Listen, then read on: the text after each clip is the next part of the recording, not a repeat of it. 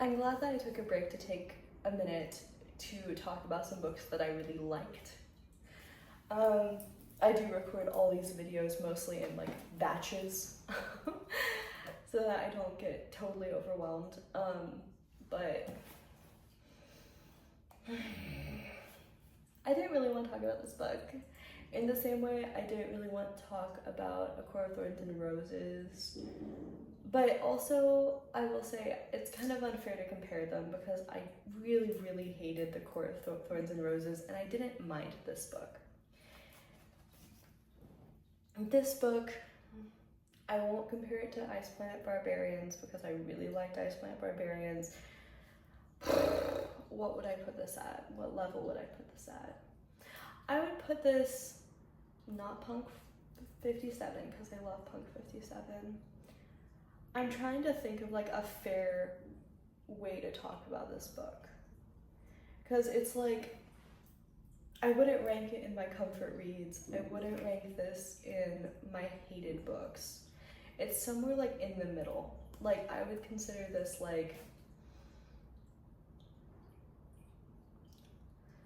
I mean, when I was talking, so my therapist also read these books and she actually was the one who told me to read the second one, that and My Boyfriend's Sister, but everyone's telling me to read the second book, but she and I were talking about it and the description that we gave of it was like it was candy, you know? Like it's not terribly well written, it's not a very unique story, the characters are not very well developed, they're all pretty one-dimensional, but it's the kind of thing where like it's fun to read. It's like almost like a guilty read where you're like, I'm not impressed by the book or myself for reading it, but it's also fun. You know, like there's a lot to get out of it in terms of the fun. You know, it reminds me of a Hunger Games with dragons. You know, it's like The Hunger Games is actually probably the best comparison I have to it. Both the popularity of it and how many people are reading it and recommending it, but also the writing style, the plot. Like, I was just shocked at how not unique the book was. Like, it's like, you've probably read this book before. Like, there's nothing really new. I've read a lot of dragon books.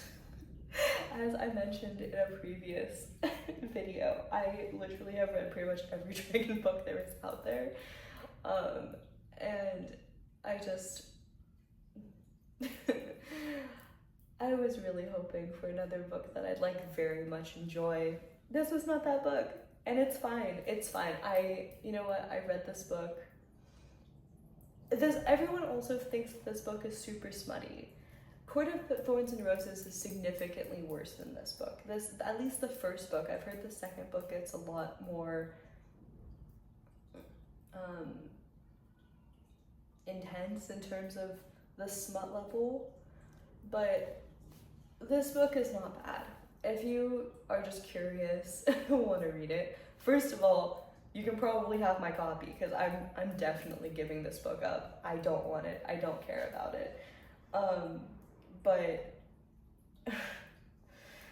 it's just kind of like, again, candy. Like it will make you feel bad about yourself for reading it, but you'll also deeply enjoy it while you're first reading it, you know? It's just, sorry, I just remembered another series of books that made me feel that way. I hated the Zodiac Academy, but I read it. And this kind of reminds me of like the Zodiac Academy in like the bad writing, the kind of like you've read it before, you know, like there's nothing super unique about it. You're just kind of like, why the fuck did I read this? You know, you're just like, eh. But I don't know. Like, you can definitely read it. I'm not gonna stop you from reading it. It's just kind of like whatever, you know? I'm trying to think if there's anything. It's like, I don't even want to read the summary. It's like a clip from the book, and it's just so bad. Okay, I'll read it just for fun because it's so bad.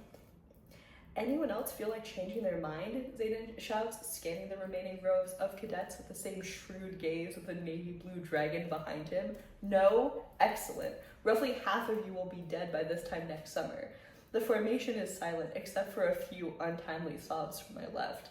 A third of you again the year after that, and the same year last year. No one cares who your mommy or daddy is here. Even King Tari's second son died during his threshing, so tell me again, do you feel invincible now that you've made it into the Riders Quadrant? Untouchable? Elite? No one cheers.